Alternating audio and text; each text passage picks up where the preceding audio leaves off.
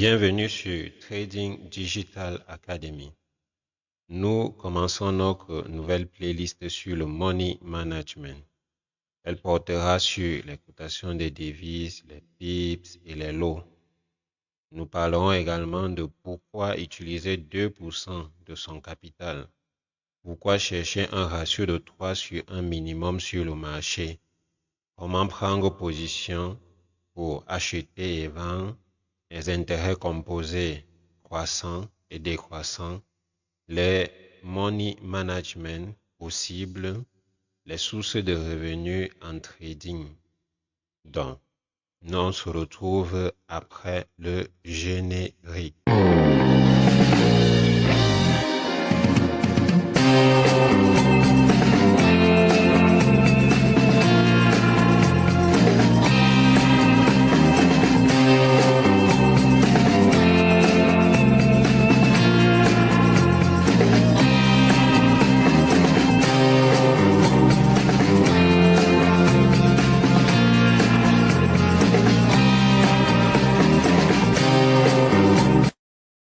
Bienvenue sur notre carte mentale. Nous avons énuméré les différentes leçons que nous allons utiliser pour notre money management.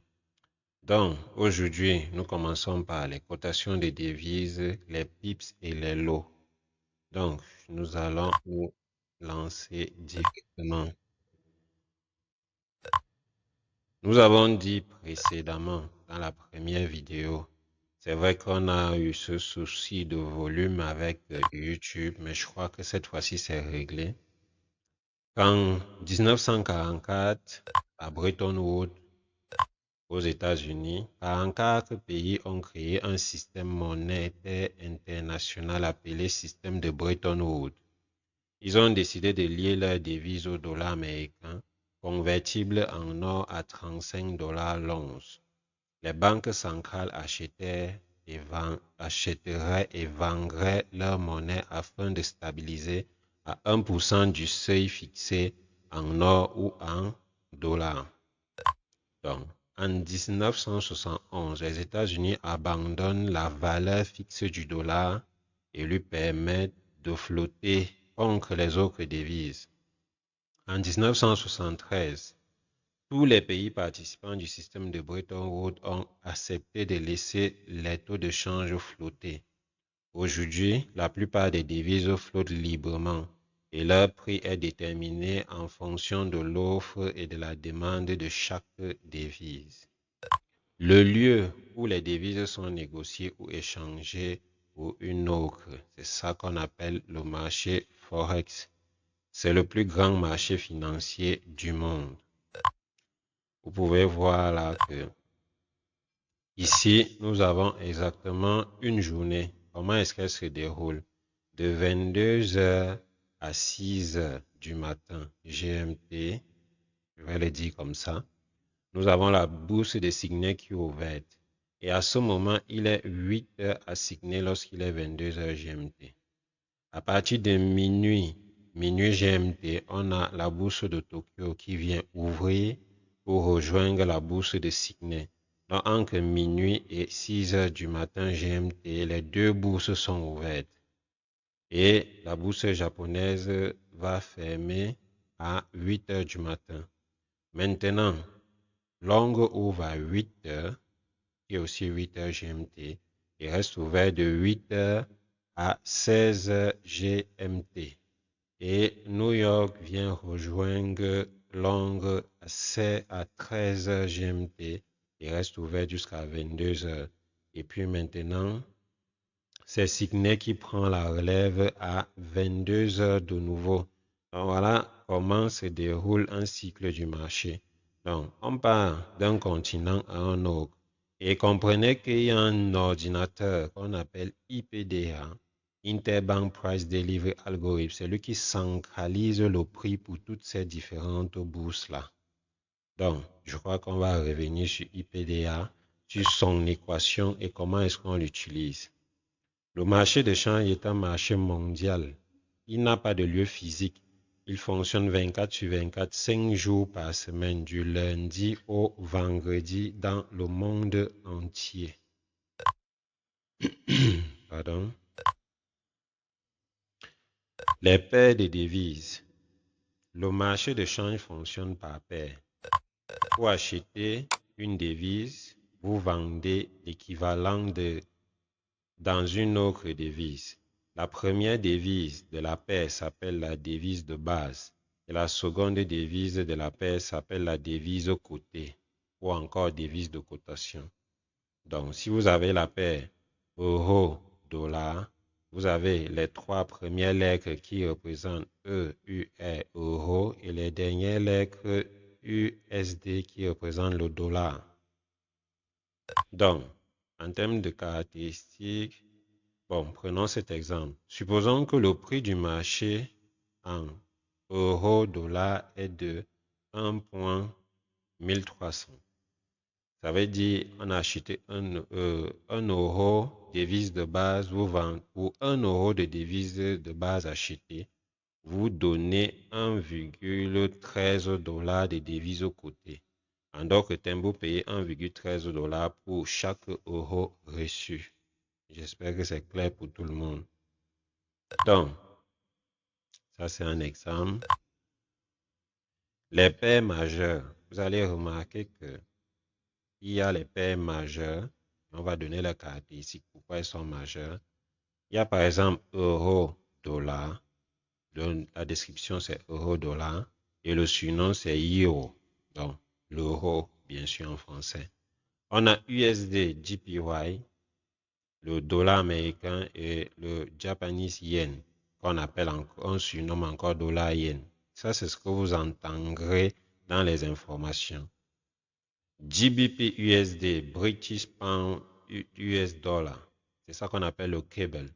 On appelle ça cable parce qu'il y a un câble transatlantique qui lie l'Angleterre et les États-Unis, du moins l'Europe et les États-Unis. On a parlé du câble transatlantique dans la première leçon. On a lu du moins. USD chiffre, dollar, franc suisse, on appelle le Suissi. USDK, dollar canadien, dollar américain, dollar canadien qu'on appelle le Lyoni. AUD USD, Australian dollar, USD qu'on appelle Aussie. NZD USD, New Zealand dollar, USD dollar qu'on appelle le Kiwi. Donc, en ce qui concerne les majeurs, ce sont des paires très liquides. On dit qu'elles ne sont pas volatiles. Ça, c'est faux. Donc, oubliez ceci. Elles sont volatiles. Difficiles à manipuler. Oubliez ceci.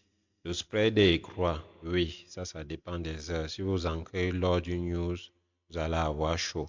Le spread peut vraiment être élevé, mais pas comme d'autres paires. C'est abordable et gérable. Maintenant, il y a ce qu'on appelle les paires croisées. Les paires croisées ou les crosses, on a euro JPY, euro Japanese yen, on a NZD JPY, GBP JPY, euro GBP, euro chiffre, euro AUD JPY, NZD AUD. Vous voyez les descriptions là. Donc, en ce qui concerne leurs caractéristiques, elles sont moins liquides que les majeures, c'est vrai. On va expliquer à quel moment est-ce qu'on peut trader ceci. Mais notez déjà qu'il faut le faire lorsque le dollar consolide.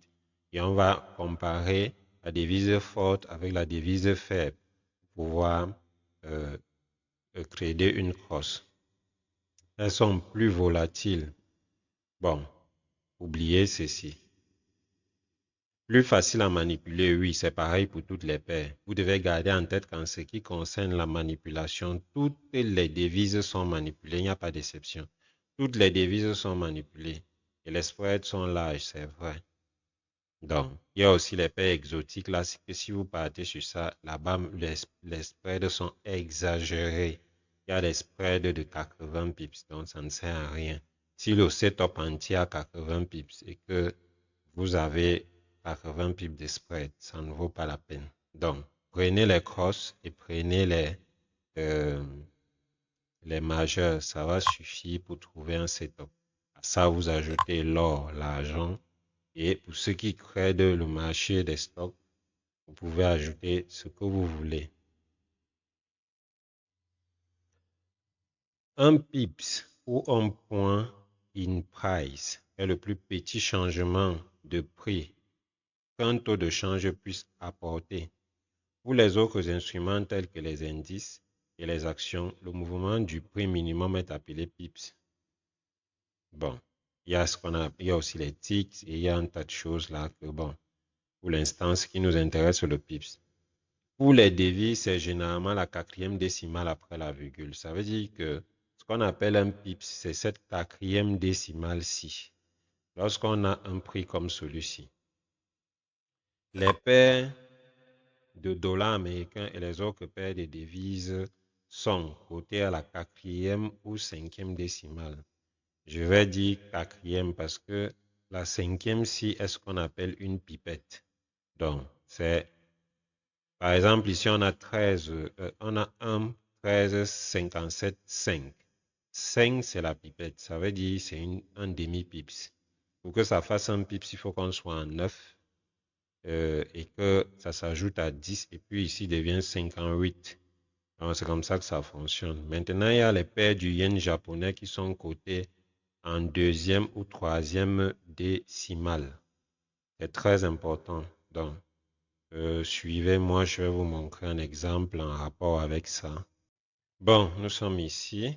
Là, sur ce tableau, c'est l'indice du dollar. On va aller chercher deux paires. La première paire sera euro-dollar pour avoir son tableau. Donc, on va aussi aller prendre, disons, euro JPY.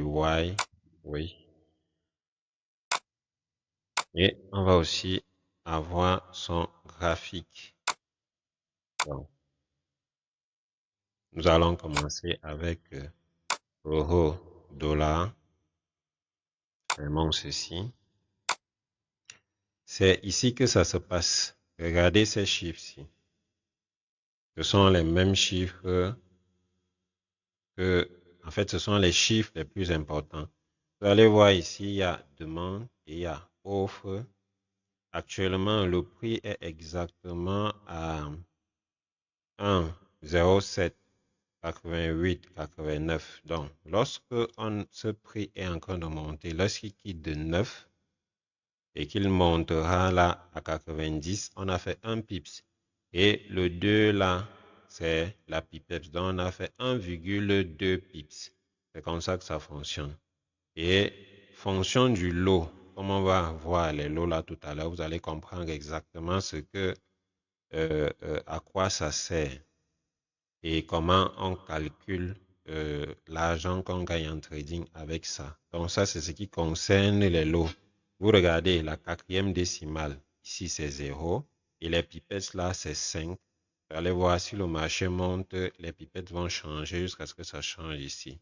Ici, ça change moins rapidement au niveau du 9, pendant qu'ici, ça change encore moins rapidement par rapport à 9 et ici encore moins rapidement et ici c'est difficile. Si ça va déjà à 2 ici, ça veut dire que 1 euro est égal à 2 dollars. Et vous savez ce que ça impacte sur l'économie. Donc, c'est ces deux variations, disons ces trois-ci là qui nous intéressent en ce qui concerne le trading journalier. C'est ici que vous faites vos gains. Maintenant, ça peut aussi aller jusqu'ici, à la 2e décimale. Et là, c'est très intéressant parce que c'est beaucoup d'argent. En ce qui concerne les paires couplées avec le JPY, vous allez remarquer que c'est exactement 3 chiffres après la virgule. Le troisième chiffre, c'est les pipettes. Et le deuxième après la virgule, c'est le pips. Donc, c'est comme ça que ça varie. Et on part donc de la droite vers la gauche pour compter. Pareil qu'avec le russe. Donc, avec les paires couplées avec le yen japonais, c'est 2 chiffres après la virgule. La troisième, c'est ce qu'on appelle une pipette. Avec euro, dollar, c'est 4 chiffres après la virgule. Et la 4e, c'est ce qu'on appelle la 5e, c'est ce que, je me répète, pardon. Avec euro, dollar, c'est 4 chiffres après la virgule. Et le 5e chiffre, c'est ce qu'on appelle une pipette. Donc, Gardez déjà ça en tête. Voilà comment ça fonctionne pour ces deux paires de devises. Maintenant, toutes les devises qui finissent avec un japonais auront exactement la même chose après la virgule, c'est-à-dire deux chiffres. Et ceux qui qui n'auront pas le yuan japonais, ça sera quatre chiffres après la virgule. Nous avons terminé avec les pips. Maintenant, revenons à ce qu'on appelle le lot. Ça devient très intéressant. Lorsque vous connaissez les lots, les pips, maintenant, il faut connaître ce qu'on appelle les lots. Maintenant, si vous n'avez pas retenu grand-chose sur ce que nous avons dit, je vais me résumer. Retenez les pips. Les paires qui ont le yuan japonais couplé avec une autre devise, c'est deux chiffres après la virgule. Et le troisième chiffre, c'est une pipette. Les paires qui ne sont pas couplées avec le yuan japonais, c'est quatre chiffres après la virgule. Et le cinquième chiffre, c'est les pipettes, ou les demi-pips, ou les 1 pip, ou les 1 demi-pips, ainsi de suite. En fait, ça va de 0 à 9. Maintenant, le lot, par définition, le lot, c'est la taille du contrat. Lorsque vous venez sur le marché financier et que vous voulez prendre position en buy ou en sell, on n'a pas le temps d'écrire les longs contrats. Vous avez vu comment les pips varient rapidement. Et comme on n'a donc pas le temps pour écrire un contrat, on a stipulé les contrats sous forme de lots. Il y aura les lots de 1000, les lots de 10 000 et le lot de 100 000. Donc, il y a les paniers disons qu'il y a les lots dans le panier de 1000, il y a les lots dans le panier de 10 000 et il y a les lots dans le panier de 100 000. Gardez ça comme ça. Mais ce qui est intéressant, c'est comment vous comptez votre argent avec ça.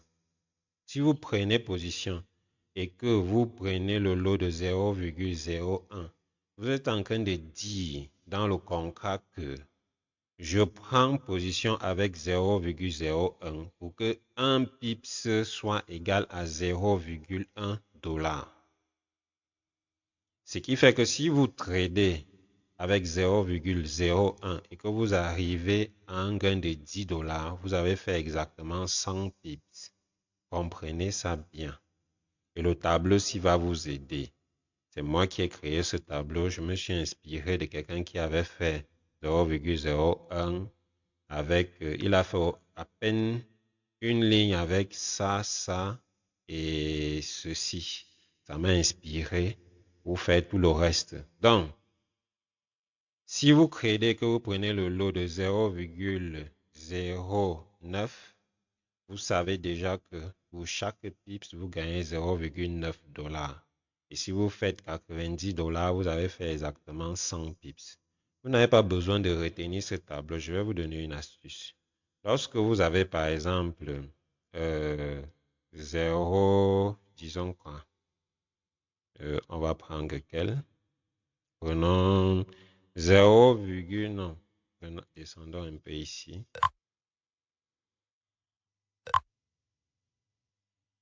Lorsque vous prenez par exemple le lot de 1, ça stipule que pour chaque pips, vous devez gagner 10 $. Pour savoir exactement comment avoir le 10, si vous n'avez qu'à multiplier le 1 par 10. Donc, 1 fois 10 donne 10. Vous avez donc le lot de 1 qui donne exactement 10 $. Si vous avez, par exemple, fait 100 pips, pour savoir exactement ce que la somme vous donne, faites 1 fois le nombre prenez 100 pips, vous faites fois 10, ça vous donne exactement 1000. Oui, c'est ça ici. Donc, si vous avez pris le lot de 2 et que vous avez fait 100 pips, prenez maintenant 2, vous prenez 100, vous multipliez par 10 et vous voyez exactement, ça donne 10 000. Donc, prenez le nombre de pips, vous multipliez par 10 et ça vous donne exactement, donc si vous avez 1 pips fois 10, ça vous donne 0,1. Si vous avez 10 pips fois 0,1, ça va vous donner exactement $1, ainsi de suite, ainsi de suite. Essayez. Avec le reste, vous allez voir. Donc, lorsque vous avez un petit capital, voici là où vous restez, dans les micros. Lorsque vous avez un capital moyen, vous restez dans les mini. Lorsque vous avez un capital intermédiaire, vous restez dans les standards. Ça dépend. Quand vous regardez ici, dites-vous bien, ce que vous allez utiliser va dépendre de la somme que vous avez. Et je vais vous montrer comment déterminer le lot à utiliser lorsqu'on prend position. On ne vient pas choisir un lot au hasard ici pour prendre position, non. Il y a un calcul préalable qui va se faire et vous allez utiliser dans le lot en question pour prendre position, fonction du nombre de pips en stop. Je vais vous montrer comment on fait pour prendre position de cette façon. Donc, sur ce, je vous dis à la prochaine leçon. Salut à tous et bon trade.